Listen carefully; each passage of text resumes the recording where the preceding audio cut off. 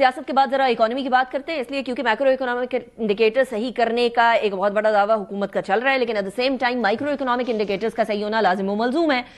इस टाइम पर बहुत सारे नाक़िदीन ये कह रहे हैं कि मैक्रो इकोनॉमिक इंडिकेटर्स के अंदर भी पॉलिसी का तसलसल चाहिए, अभी एकदम से सही नहीं हो सकता, मामलात को ठीक करने की जरूरत है। But at the same time जो बिजनेस सेक्टर है वो इस टाइम पर कॉस्ट ऑफ डूइंग बिजनेस की शिकायत कर रहा है।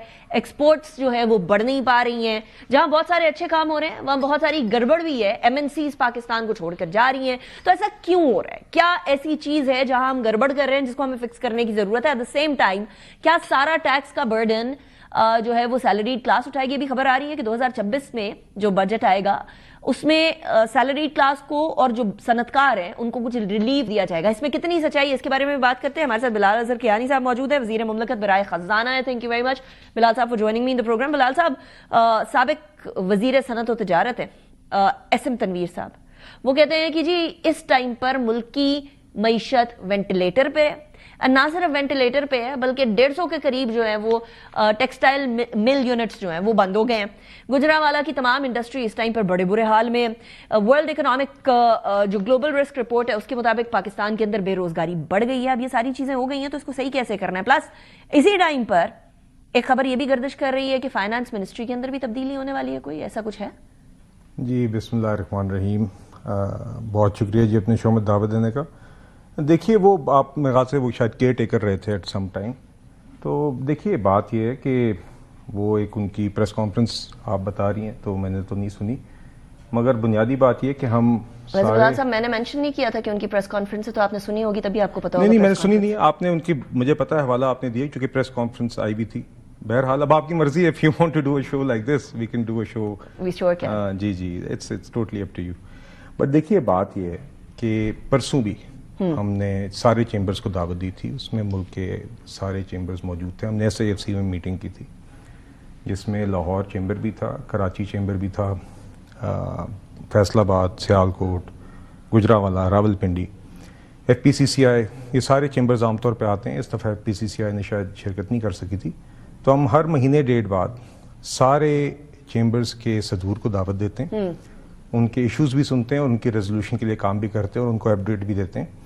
और ये हर महीने डेढ़ बाद हमारी मुलाकात होती है। और ये मुझे याद है जी कि बजट के दिनों के अंदर जब हमने इनके साथ बैठ के मामलात को हल किया था और उसके बाद जो वादा किया था हमने, वो नोटिफिकेशंस भी निकले थे, और बल्कि सारी ताजर बरादरी ने भी उस टाइम पर मुझे याद पड़ता है, और chambers I am grateful to them कि उन्होंने इसको अप्रिशिएट किया था जो हमारा उस टाइम पे अमल हुआ था। तो उसके बाद हमने जानबूझ के एक मुस्तकिल फोरम रखा था जहाँ पे हम इनकी बात भी सुन सकें और इनके इश्यूज को एड्रेस भी करें। और परसों भी हमारा बहुत ही अच्छे माहौल में एक इजलास हुआ जिसमें 2 घंटे पर मुहित हमारी SIFC में ये मीटिंग हुई, और दीगर चेंबर्स के हम हमेशा हर दफ़ा उस मीटिंग में आगाज़ ही इस चीज़ से करते हैं कि हमारे दीगर हुकूमती महकमों के रिप्रेजेंटेटिव्स वहाँ पर मौजूद होते हैं, चाहे वो FBR हो, चाहे वो कॉमर्स हो, चाहे वो इंडस्ट्री हो, चाहे वो दीगर महकमे जो हमारे पेट्रोलियम, पावर, उन सब के रिप्रेजेंटेटिव्स मौजूद थे। और वहाँ पे दर्जा बदर्जा एक एक करके हर चेंबर की जो पिछली मीटिंग में उन्होंने इशू रेज किए थे उसकी रेजोल्यूशन की अपडेट या उसके ऊपर प्रोग्रेस के ऊपर हमने आगाह किया और फिर नई चीज़ों पर बातचीत हुई। तो देखिए जो बात ये अभी आप जो बता रही थी ये तो एक, और इसके अलावा प्राइम मिनिस्टर साहब ने खुद कारोबारी शख्सियात के साथ पिछले 2-3 महीनों में बहुत तफसीली एक अमल रखा है मुलाकातों का। एक बड़ी हमारी 3 घंटों पर मुहित थी 2-3 महीनों पहले गालिबन एक नशिस्त हुई थी प्राइम मिनिस्टर की। उसके बाद उन्होंने वर्किंग ग्रुप्स बनाए थे जिसमें पहली दफ़ा इनकम टैक्स की पॉलिसीज़ के लिए, एनर्जी सेक्टर की पॉलिसीज़ के लिए, एग्रीकल्चर, IT, दीगर एक्सपोर्ट डेवलपमेंट फंड, इन सब की पॉलिसीज़ में सजेशंस के लिए उन्होंने वर्किंग ग्रुप्स बनाए जिसमें उन्होंने चेयरमैनशिप या चेयरपर्सनशिप प्राइवेट सेक्टर को दी। उन्होंने हमारी दीगर वजारतों के साथ बैठ के पॉलिसी रिकमेंडेशंस दी। तो देखिए ये हम मिल बैठ के अपनी प्राइवेट सेक्टर के साथ ही इन सब इश्यूज़ को कन्फ्रंट कर रहे हैं। हम जानते हैं कि हमने जितनी भी हम बेहतरी ला सकते हैं, लानी चाहिए, या जो चादर तिक कर पाँव फैलाते हुए हम ला सकते हैं, वो मुशावरत के साथ इंशाल्लाह लेकर आए भी हैं और आगे लेकर आएंगे भी। हम ये जानते हैं कि बिल्कुल कॉस्ट ऑफ डूइंग बिजनेस में मज़ीद कमी की गुंजाइश है टैक्स रेट्स में, एनर्जी सेक्टर में, मगर चादर तिक कर पाँव फैलाते हुए हम एक IMF के प्रोग्राम में भी हैं। उन सब चीज़ों में इन सब के साथ पार्टनरशिप में हम हल निकाल रहे हैं और इंशाल्लाह आगे निकालते रहेंगे जी। इंशाल्लाह आगे नहीं के हल मुशावरत निकाल रहे हैं, लेकिन द प्रॉब्लम है कि इस टाइम पर जो बिजनेस सेक्टर है वो कह रहा है 5 साल की इमरजेंसी लगा दे, इमरजेंसी का निसाब हिफाजत करेंगे तो उसके बाद बिजनेस सेक्टर से क्या मुराद है आपका? बिजनेस सेक्टर से मुराद है एफपीसीसीआई। नहीं, I'm talking about ji, FPCCI in itself. तो एफपीसीसीआई देखिए तो वो देख रहे हैं कि बिजनेस नहीं चल रहा, तो इसीलिए वो नहीं प्रॉब्लम हो रहा एफपीसीसीआई हमारे साथ भी बैठता रहा है, हाँ। तो इसलिए I am aware of their views as well. दूसरी बात यह कि अभी लार्ज स्केल मैन्युफैक्चरिंग का फिगर निकला है जिसमें दीगर इंडस्ट्रीज होती हैं, तो नवंबर के माह में पिछले साल के नवंबर के 10% ग्रोथ है और जुलाई से नवंबर के टाइम में पिछले साल के कंपैरिजन में 6% ग्रोथ है। तो इसलिए कुछ शोबों में बेहतरी भी है। इसका मतलब हरगिज़ ये नहीं है कि हर चीज़ दूध की नहरें बह रही हैं या बिल्कुल हर चीज़ में आसानी। हम ये जानते हैं कि मज़ीद हमारी आवाम की, शहरियों की क़ुव्वत ख़रीद में भी बेहतरी की गुंजाइश है और बिलखसूस जो हमारा प्राइमरी चैलेंज है कि हमने एक्सपोर्ट्स किस तरह बढ़ानी है, वो हमारे लिए यकीनन एक हदफ है अभी। तो उसमें देखिए हम जानते हैं कि टैक्स रेट्स में आइडियली हम भी चाहते हैं कि टैक्स रेट कम कर सकें, हम भी चाहते हैं कि बिजली के नर्ख मजीद कम कर सकें, मगर हमने अपने फिस्कल कंस्ट्रेंट्स में रहते हुए इन चीज़ों को करना है।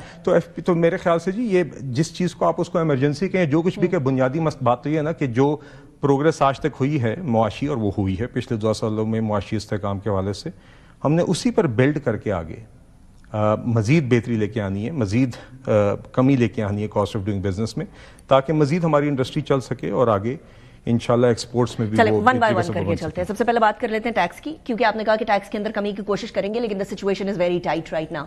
सो ये जो खबर आ रही है कि 2026 के बजट के अंदर सैलरी क्लास के ऊपर जो टैक्स है वो भी कम होगा और बिजनेस कम्युनिटी के ऊपर, सनतकारों के ऊपर, इंडस्ट्रियलिस्ट के ऊपर भी कम होगा टैक्स, इसके अंदर कितनी सदाकत है?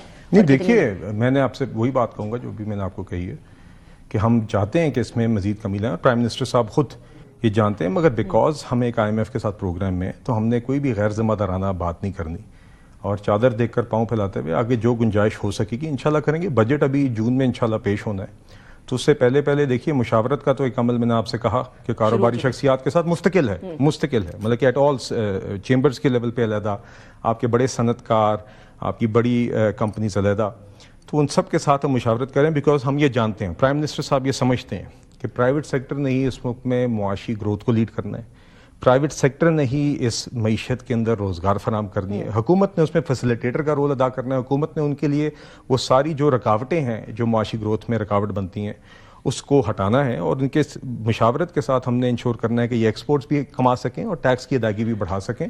तो इंशाल्लाह ये आगे अमल जारी रहेगा और इंशाल्लाह जो भी हम कॉस्ट ऑफ डूइंग बिजनेस, और आपने सैलरी क्लास का जिक्र किया, इस बात में कोई शक नहीं है कि सैलरी क्लास जो है वो अपने मेरे ख्याल से more than their fair share अदा कर रही है, और आई थिंक हम भी चाहते हैं कि आगे जहाँ पर भी गुंजाइश बनेगी उनको कम